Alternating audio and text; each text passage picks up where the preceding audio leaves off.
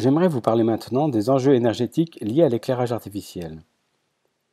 L'éclairage artificiel nous permet de nous affranchir du rythme jour-nuit et d'étendre ainsi le potentiel d'utilisation des espaces construits. Il représente un poste de consommation énergétique qui, bien que réduit par rapport aux besoins liés au rafraîchissement, ne doit pas être négligé. La liste des sources d'éclairage artificiel à disposition est très impressionnante. Sur ce cercle sont représentées les principales familles de lampes que chacun a pu rencontrer. Il y a les sources dites à incandescence tout d'abord, incandescence classique ou halogène, qui sont maintenant bannies car très énergivores. Il y a aussi les lampes à décharge, dites basse pression, parmi lesquelles on trouve les tubes fluorescents ou les fluocompacts. Il y a encore la famille des lampes à décharge haute pression, les halogénures métalliques ou iodures métalliques, qui sont très utilisées dans l'éclairage public et dans les commerces. Enfin, omniprésentes depuis quelques années, il y a les LED, ou les diodes électroluminescentes, qui se sont imposées dans tous les projets, en neuf ou en rénovation. L'un des principaux atouts des LED réside dans leur efficacité énergétique. Lorsque vous achetez une lampe, vous pouvez vérifier cela en regardant la puissance et le flux lumineux délivré. Par exemple, pour une lampe fluocompacte de 23 watts, le flux lumineux produit est d'environ 1500 lumens. Ceci correspond à une efficacité lumineuse de 63 lumens par watt. 1500 lumens divisé par 23 watts égale 63 lumens par watt. Avec une ampoule LED, il suffira de 13 watts pour produire le même flux lumineux. Dans ce cas, on a donc une efficacité lumineuse de 117 lumens par watt, ce qui correspond quasiment au double par rapport au fluocompact.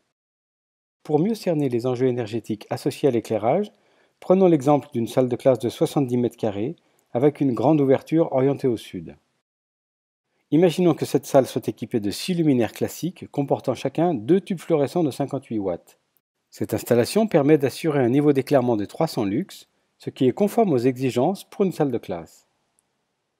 Avec une commande manuelle, ça signifie que les utilisateurs allument et éteignent les lampes à l'aide d'un interrupteur, la consommation annuelle peut être estimée à 1350 kWh.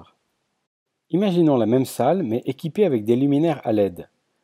Dans ce cas, 6 luminaires de 64 watts sont nécessaires pour fournir 300 lux sur le plan de travail.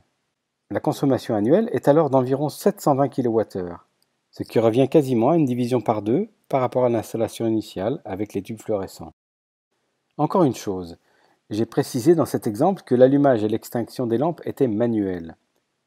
Maintenant, si on installe des détecteurs de présence pour éteindre les lampes lorsque la salle est vide, et que l'on met en place une régulation automatique des lampes pour tenir compte de la lumière du jour, cela veut dire que lorsque la lumière du jour ne sera pas suffisante, on ne va pas allumer à 100%, mais on va seulement compléter pour atteindre les 300 lux. Donc, si on met en place une installation de ce type, alors la consommation peut être encore sérieusement réduite, que ce soit avec les tubes fluorescents ou les LED. Si je résume, on est passé de 1350 kWh dans l'installation initiale, tube fluorescent plus commande manuelle, à 413 kWh dans la configuration optimale, LED plus régulation.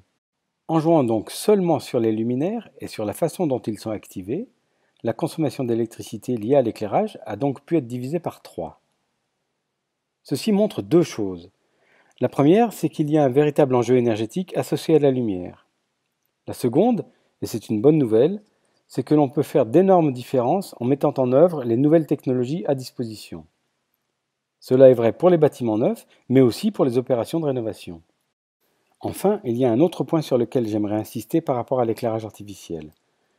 Il faut bien se rendre compte du fait que chaque kilowattheure consommé pour s'éclairer se retrouve au final dans le bilan thermique du local et participe au risque de surchauffe.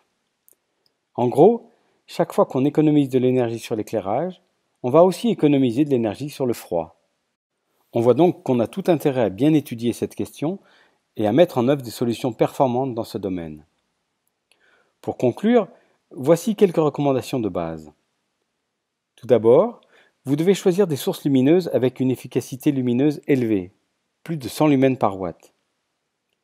Vous devez ensuite vous assurer que le rendement du luminaire soit suffisamment élevé. En effet, la présence d'obstacles physiques devant la source, comme un diffuseur ou un réflecteur, peut entraîner une perte de rendement significative. Enfin, il est préférable de privilégier un mode d'éclairage direct, c'est-à-dire avec des sources qui sont orientées vers les surfaces ou objets à éclairer. En effet, en cas d'éclairage indirect, Le plafond, même s'il est clair, va absorber une part non négligeable de la lumière qu'il reçoit, ce qui, à niveau d'éclairement équivalent, va contraindre à augmenter la puissance installée et donc la consommation d'énergie liée à l'éclairage.